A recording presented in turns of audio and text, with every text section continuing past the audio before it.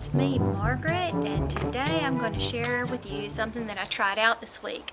I saw on YouTube a tutorial on how to dye acrylic yarn. Usually you can't do this because it just won't take the yarn. It's basically a type of plastic. So you can't really dye plastic, can you? So a very clever person, the frugal crafter, had come up with a theory that you would use acrylic paint to dye acrylic yarn. So she shows you how to do that.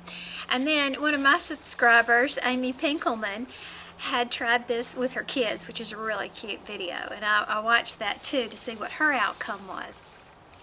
So I took you along with me on my journey to see if I would find success with this. And I took it a step further. I washed it because one of the things I love most about acrylic is the fact that it's so easy care. You just toss it in the washer, toss it in the dryer, and it comes out, actually, I think it comes out better than when you first get it. It's much softer, fluffier, that kind of thing. So I took an acrylic yarn that I really didn't care for. I usually love Big Lots yarns, but this particular Big Lots version I just didn't care for. So I took one of these and proceeded through the process. So here's my experience. Now I'm going to wrap my yarn around these two chairs. I'm using this cushion so that I could remove it, pull the cushion out, and then it'll be easy to lift the yarn up. Oh, I'll spread it out a little bit more, and that'll give me roughly 1 yard per wrap. Well, 2 yards per wrap because you'll go all the way around like that. So,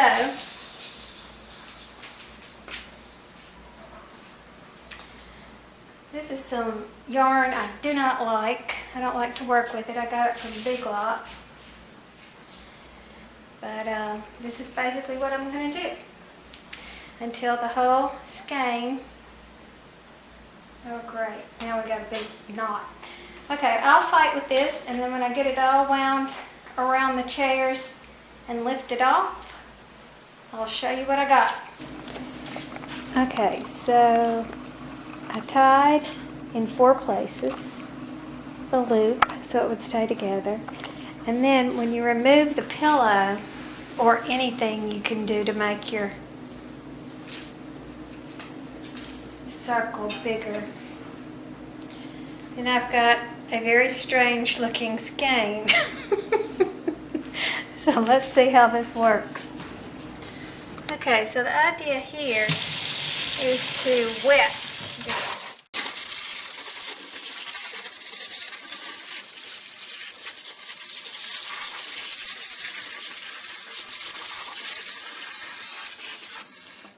Okay, I thought I was going to fill my sink up with water, but that got it nice and wet. So I'm going to kind of wring it out just a touch because it is supposed to be nice and soft and wet, and take it over here. Now this is the edge of my kitchen counter, and I use an old, well, it's not old, it's a brand new shower curtain liner that I got from the Dollar Tree. So I use this for any time I want to protect my surfaces. So I'm going to make this into a big old giant circle and mix my paint. Alright, now the frugal crafter said to use like a 50-50 ratio. So I got these old jars and I put all the paint in it, then I filled the little bottle up with water, and then I poured the water in there and mixed it up really well. Now, oops, hang on. Okay, Frugal Crafter used 1 color and got a tonal effect. Amy Pinkelman used 2 colors, and I'm going to try 3. I chose fall colors, but Frugal Crafter pointed out that they're all going to come out so much lighter, so I may not like this at all, but it doesn't matter. I am just experimenting. Be sure to have your gloves because they will stain your hands. Alright, so what I'm going to do is, I don't know what I'm going to do. I guess I'm going to pour this on here. That looks like mustard, doesn't it? Okay, so I'm going to pour some of this over here and massage it in. Let's see, I need to be about a third of the way. Okay, because you got it wet and saturated, that helps it work through. And we know that it needs to not be too thick because it gets really stiff. So, I guess that's why the 50-50 ratio. I don't know. Okay. I think I need to make it a little bigger. Okay, so now I'll wipe my hands off right here where the transition will take place. And I'm going to add green. Squishy, squishy.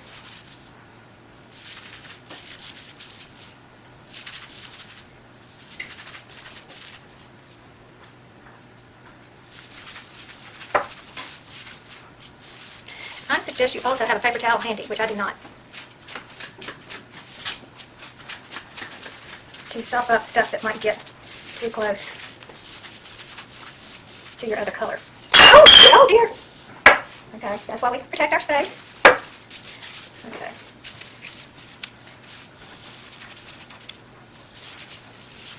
Okay.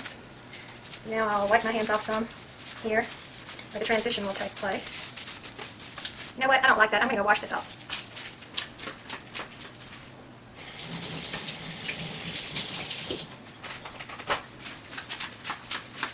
Okay, now I'm going to add the red, or maroon, or brick, or whatever color this is supposed to be. I was purposely trying to choose colors that I don't normally choose. For some reason, I would have gravitated. My first instinct was to do a deep blue, a teal, and an aqua green, deep, you know, kind of ocean colors. But I said, no, I'm not going to do that. I'm going to be brave and branch out. You know me, whenever I try to do something, I don't do it in little bits. I jump in with both feet. Okay. Actually, I got chinchy on the red, didn't I? Okay, so now what?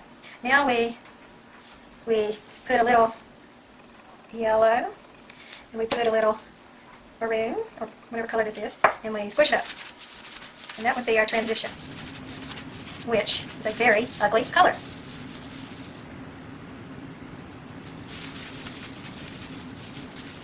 Okay, now I'm going to come, let's see, I'll wipe this off. And then I'll do some yellow, or mustard, and some green for this transition.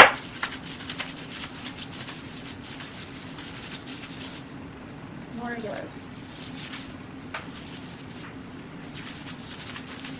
Which is kind of interesting. What do you mean?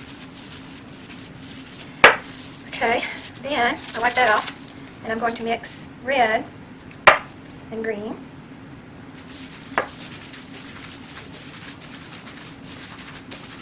So my transition colors are really ugly.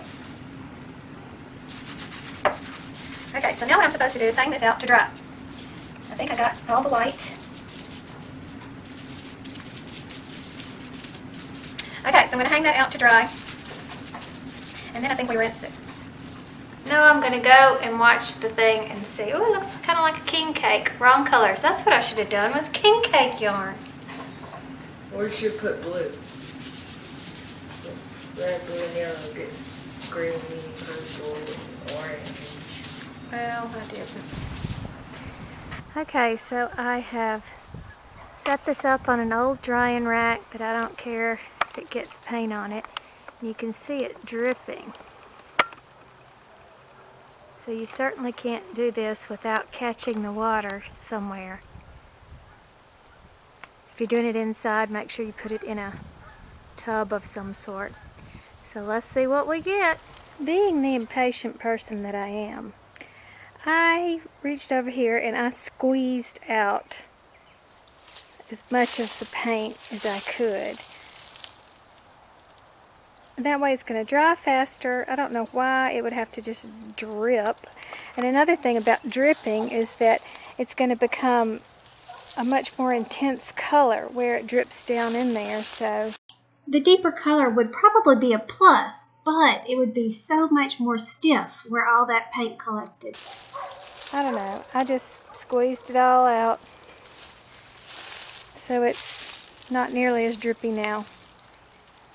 Let's see how long it's going to take it to dry. Okay, so it's been about 24 hours and it's dry, but talk about stiff. Ooh. Yeah, I thought regular acrylic was a little stiff. This is really stiff. So, I'm not sure how we're going to fix this problem. I don't know if washing would help it or not. Oh wait, when I do that I see powder come off from the paint. As it turned out, this broke up a lot of the dried paint and it gave a much more suppleness to the yarn. I don't know. I'll crochet or knit something up and we'll put it in the washer and we'll see what happens to it. I knitted a basic hat and forgot to take a picture of it, but here's the beginning of it with a stitch marker Erin made me. Now, before I tossed it in the washer like I always do, I thought it would be a good idea to rinse it and see if it was going to bleed colors. And sure enough, look at that lovely brown water. Yuck. So I'm going to rinse this a few more times and then I'll wash it tomorrow and see if it softens up any. Oh goodness, this is the second rinsing, and this time in warm water. The first was cool water. And I'm going to have to say I probably should soak it in vinegar to see if the colors will set. But I don't know if I care that much. I might do that tomorrow. Okay, so I caved. One of the ways to set color, to set dyes, is to soak it in a vinegar and water solution. So that's exactly what I'm doing here. Last night I was tired and I was thinking it just wasn't going to be worth it, but you know, let's go ahead and go all the way.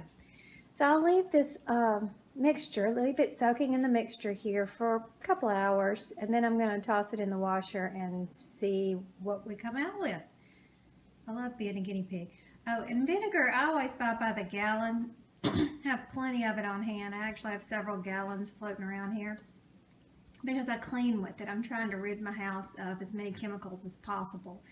And it actually makes an excellent cleaner when mixed with water or a little dish soap or all kinds of things. So, there you go. Okay, so I brought this back to the bathroom in the white sink. There goes all the vinegar water.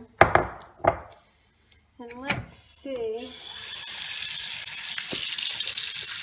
what it looks like compared to last night. How much stuff comes off of it.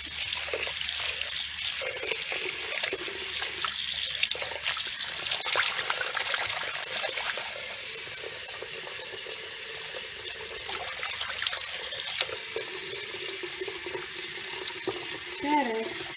I rinsed it twice, once in cold water, once in warm water, then I let it soak for, gosh, about 4 hours because I forgot about it. So that's a lot better, believe it or not, than the stuff that was coming off of it.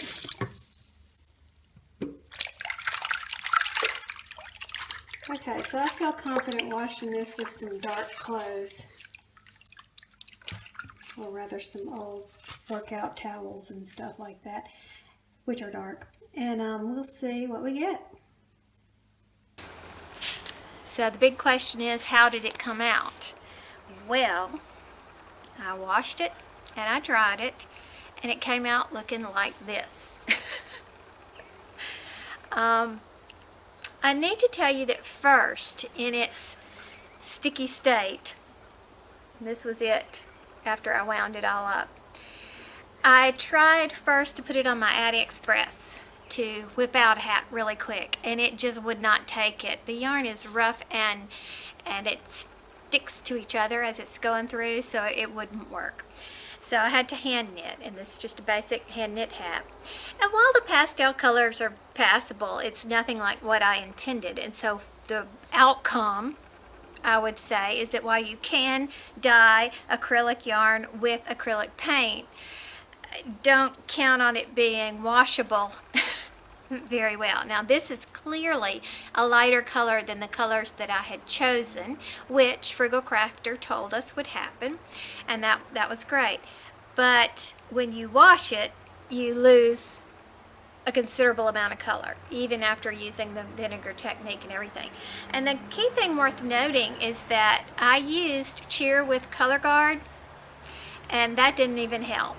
I did not use anything like Color Safe bleach or anything like that with it, and it faded. But it's interesting, and quite frankly, it's definitely wearable. So in this state, it is not wearable. It is stiff and scratchy and not something that you want to wear. But in this state, it is. So I just thought that was an interesting outcome. Thought I'd want to share it with you. I do have a few other things to show, but that'll be in another video. So I will talk to you next week. Bye.